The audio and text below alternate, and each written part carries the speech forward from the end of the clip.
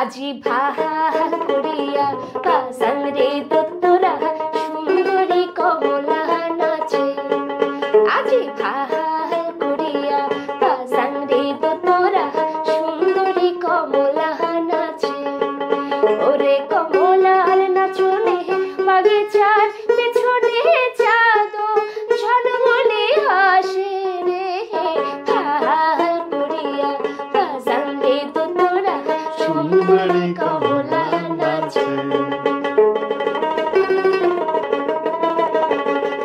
কোভিডে বসে আছি শুয়ে আছি এরকম করতে করতে ভাবলাম যে না এবার আসলে একটু কিছু করা উচিত। পরে দোতানাটা টুংটুং করা শুরু করলাম।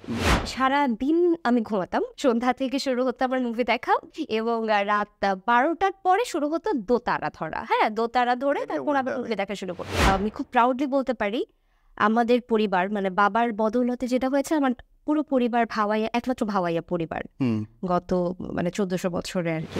মানে তোমাকে দেখলে অসুবিধার মধ্যে পড়ে যায় মানুষ। ধরো তোমার যেই লুক এটার দেখে যে কেউ বলবে যে এই মেয়েটা কনফার্ম রক গায়ক, সে ব্যান্ড গায় অথবা সামথিং হার্ড রক। সেটা কি চুল ছোট করার জন্য? পুরো একটা হাঁটা চলা কথা কাজল দেওয়া সবকিছু মিলে। কিন্তু যখন গান শুনে তমটা খাই যাবে যে এটা কি শুনলাম, এটা কেন ঠিক মুস্তাফিজুর রহমানের বাচ্চা বইলা? না না না, এরকম কিছু না। আমি যেটা হয় যে আমার আগে তো আমি ছোটবেলা থেকে আমাকে শাড়ি পরায় স্টেজে উঠাই দিই। 3 বছর বয়স থেকে, যখন থেকে গান করি মঞ্চে। হ্যাঁ, আমার ডিম কথা কইতে পারে, তখন গান গাইতে পারতাম। ওই সময় থেকে আম্মু একদম বাঙালি ভাবে আমাকে শাড়ি পরায়। মা তো নেই, তো এখন যেটা হয়েছে যে আম্মুর যে প্র্যাকটিস শাড়িটা সেটা আমি ক্যারি করি, পছন্দ করি। আম্মু শাড়িগুলো পাওয়া গেছে তার? এটা আম্মুর শাড়ি ইনফ্যাক্ট। রিয়েলি? এখনো নতুন এসে? আম্মুর সব শাড়িগুলো এখন আমার অধীনে চলে আসছে আর কি। শাড়ি দেওয়া যাবে না, অন্য কিছু নিয়ে যাও, শাড়ি দেওয়া যাবে না। আল্লাহ ওনারে ভালো রাখো। তার মানে গান 3 বছরে স্টেজে ওঠে, তাহলে শেখা কবে থেকে? শুরু থেকে? আমার পরিবারের সবাই গান করেন, আমার বাবা, আমার মা, এবং আমি খুব প্রাউডলি বলতে পারি আমাদের পরিবার মানে বাবার বদৌলতে যেটা হয়েছে, আমার পুরো পরিবার ভাওয়াইয়া, একমাত্র ভাওয়াইয়া পরিবার গত মানে 1400 বছরে আর কি, যারা সবাই প্রফেশনালি গানটা করেন, মিউজিকটা করেন। কতজনের নাম জানো বংশের আগে গেলে? না না, মানে বাবা ভাওয়াইয়ার যে হিস্ট্রি আমি সেটা বলছি। ভাওয়াইয়ার হিস্ট্রিতে আমার বাবা একে মুস্তাফিজুর রহমান, মা সালমা মুস্তাফিজ, উনি তো নেই। আমার ভাই সাহস মুস্তাফিজ, ভাইয়ার খুবই নাম ডাক ছিল। আমি তো একেবারেই কি বলবো, সাধারণ মানুষ, আমাকে কেউ চিনতাম। তো ভাইয়া বেশ পপুলার ছিল, ভাইয়ার বেশ কিছু জনপ্রিয় গানও আছে। তো ছোটবেলা থেকে ওই যে পরিবেশটা ওইটা, যে আমি একটা মিউজিক ফ্যামিলি থেকে বিলং করি। দাদু ভাইকে দেখি নাই আমি, কিন্তু দাদু ভাই খুব সাপোর্ট করতেন আম্মুকে। আর যদি বলি যে আমার আম্মুর ফ্যামিলিতে অনেক অনেক মানে ইন্ডাস্ট্রিতে কাজ করেন, কালচারাল, যেমন অভিনয়, থিয়েটার, এইসব। মানে আমার বড় মামাও ইনফ্যাক্ট নাট্যকার ছিলেন। আচ্ছা, কি নাম? বাবলু সাহেব। পুরো নামটা বলতে পারবো না, আমি তো বড় বলি না। হ্যাঁ, বড় বাবা। আমি একটু গান শোনাও না? আচ্ছা, ভাওয়াইয়া শোনাই। ওকে। বাংলাদেশের প্রথম গিটার এটা। এখন তো মানুষ কত ইলেকট্রিক জিনিস ইউজ করে, একসময় এটা দিয়েই। ভাই, এটার বয়স কত বলেন তো? 2-4 বছর। এটা 26। 26? তোমার চেয়ে বয়স্ক। ওকে তো আপনি করে বলা উচিত। বলতে ওটা আমার বয়স আর এটার বয়স সেম। আমি যখন আসি তখন ও আসে বাসায়। নমরুদ্দিন সাহেব, আমি যদি খুব ভুল না করি, উনি বাবাকে দিয়েছিলেন। মাশাআল্লাহ, তো বিরাট ঐতিহ্যবাহী জিনিস। এবং এই দোতারা ধরার কাহিনীটাও খুবই ইন্টারেস্টিং, বলবো না পরে। আমার খুব পছন্দের একটা গান, ওটা শোনাই।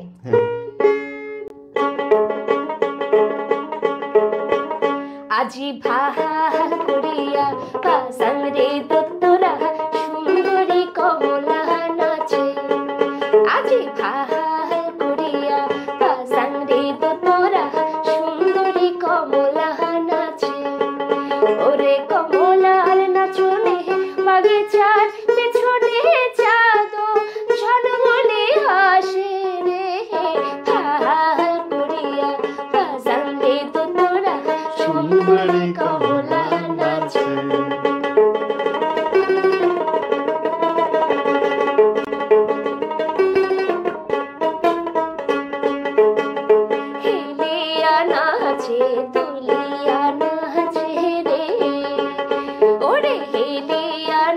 নাচে দুলিয়া নাচে রে ও তার মাটিতে পাও না পারে ওরে গহগন নামিয়া নাচে ও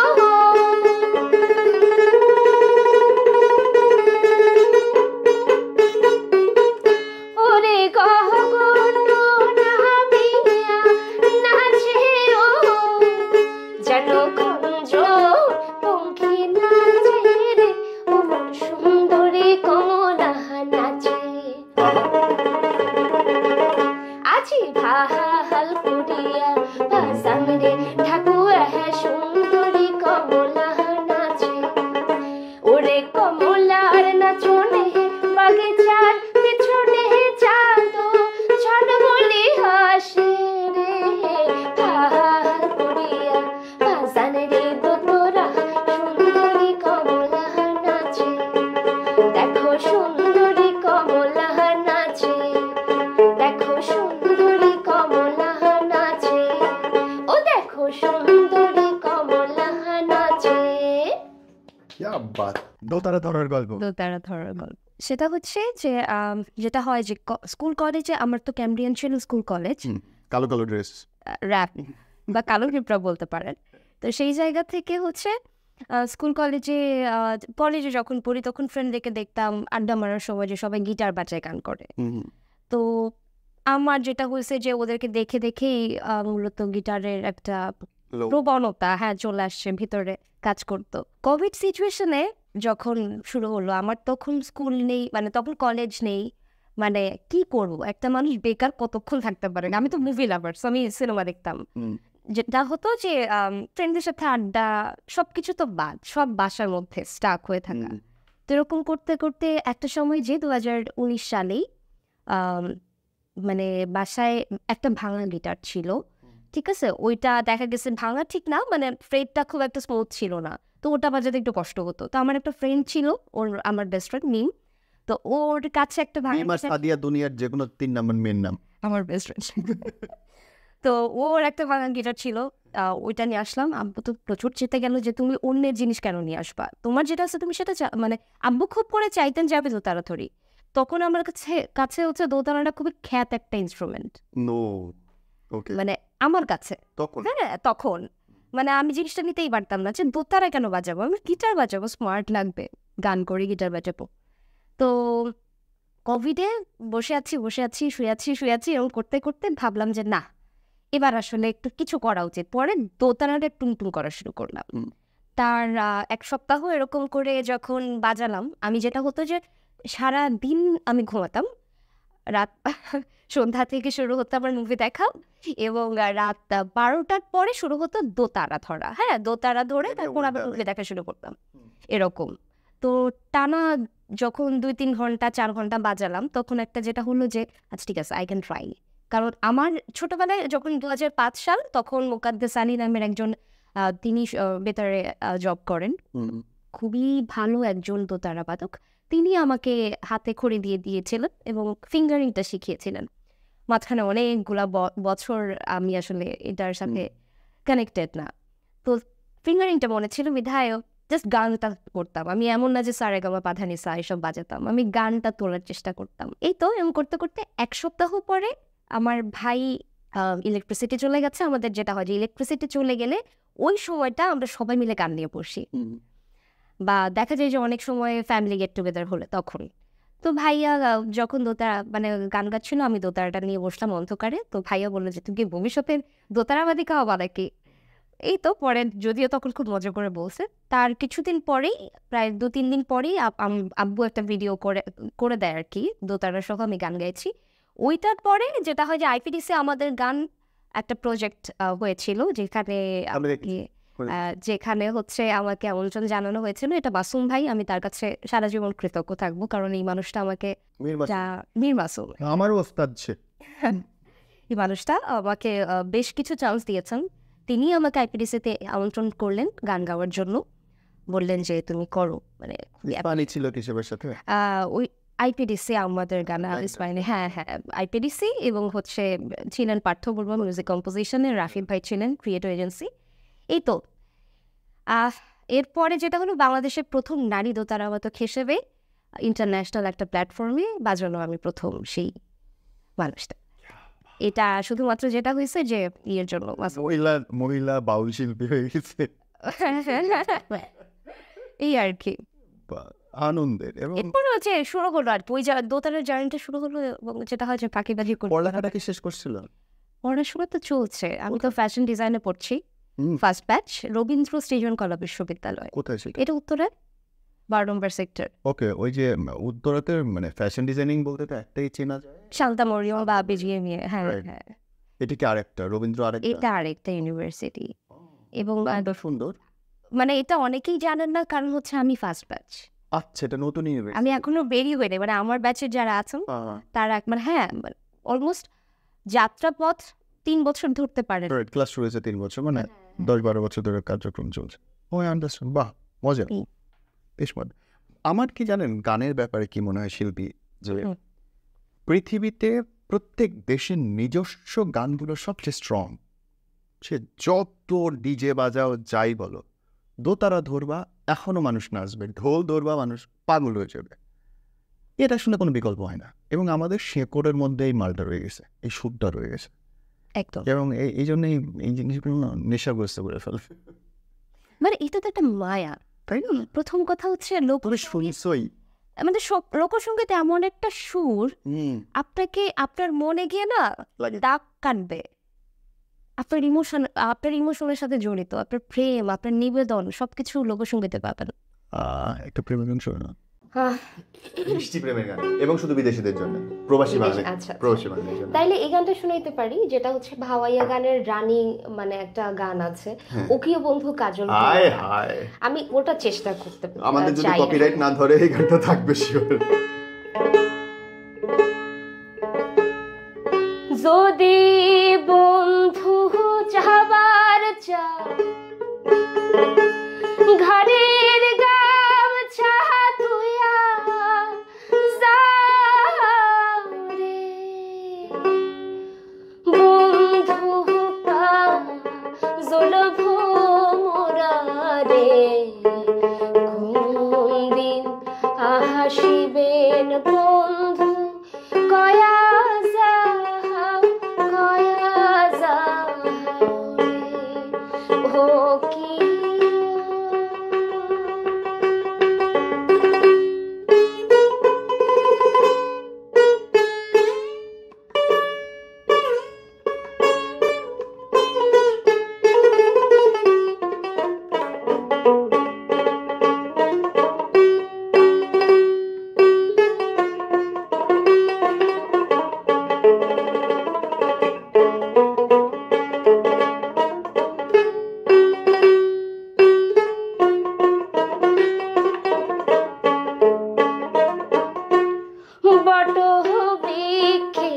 ছায়া শ্যামল রে,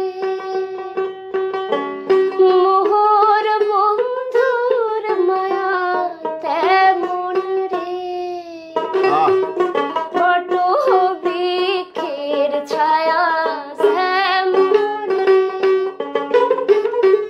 মোহর বন্ধুর মায়া তেমন রে, বন্ধু জলভ মোরারে, কোন দিন আসিবেন বন্ধু কয়া যাও রে,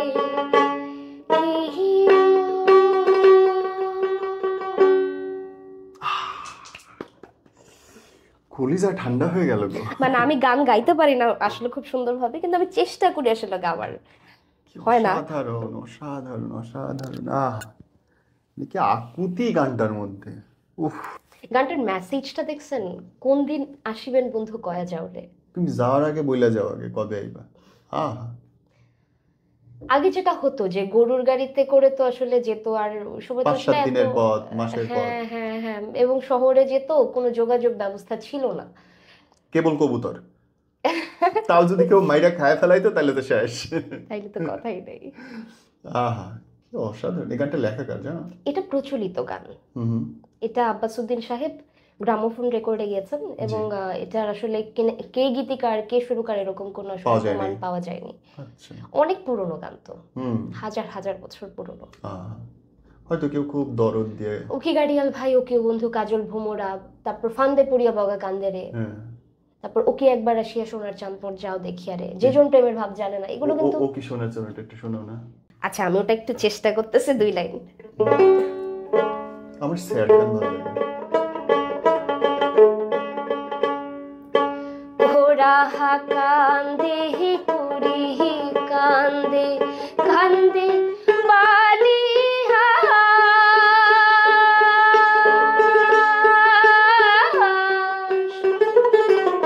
ওরা কান্দে কুড়ি কান্দে কান্দে বালি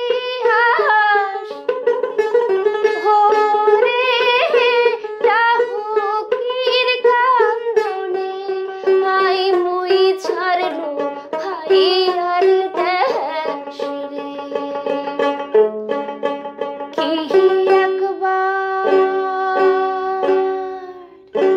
হাসিয়া সোনার চাঁদ মোড় যাও দেখিয়া রে, কি একবার হাসিয়া সোনার চাঁদ মোড় যাও দেখিয়া রে।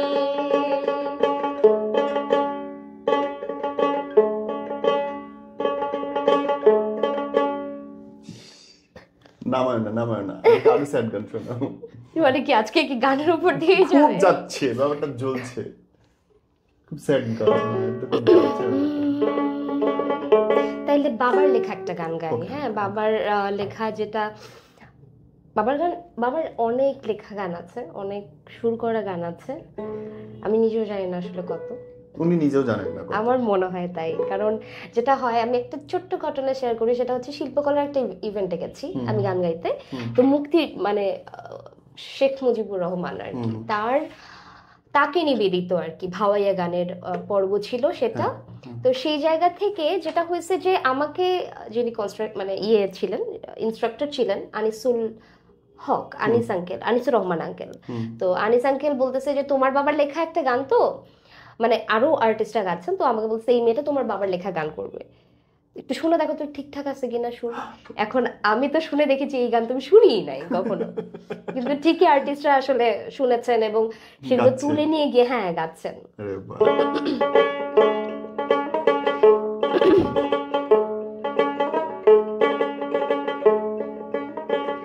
সুখ বড় ধান ভাইয়া রে,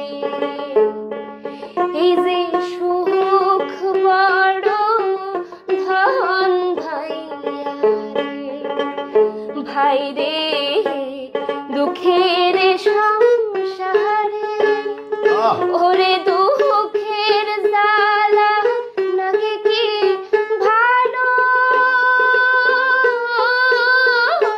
সারাটা জীবনে রে সুখ বড় ধন ভাইয়া রে, এই যে সুখ বড় ধন ভাইয়া রে।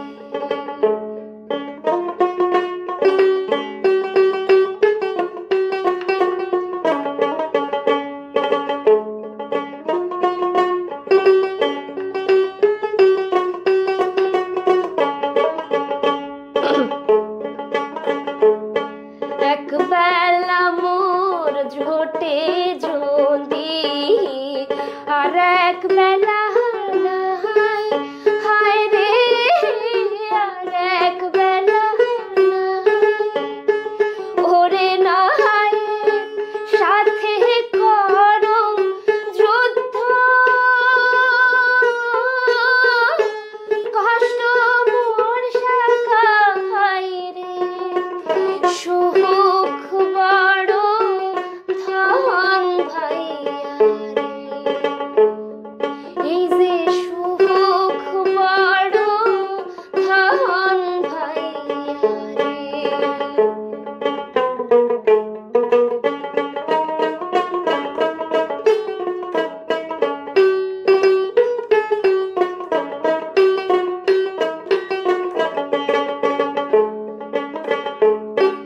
টাকা নাই মোর পয়সা নাই রে, নাই মোর সুখের বাড়ি, হায় রে নাই মোর সুখের বাড়ি, ওরে মহনটাতে মোর শান্তি নাই রে,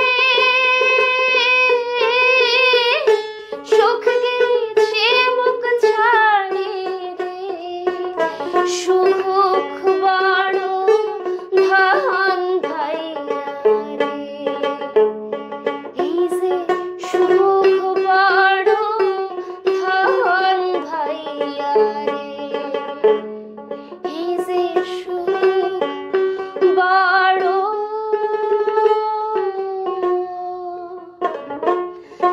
ধন ভাইয়া রে।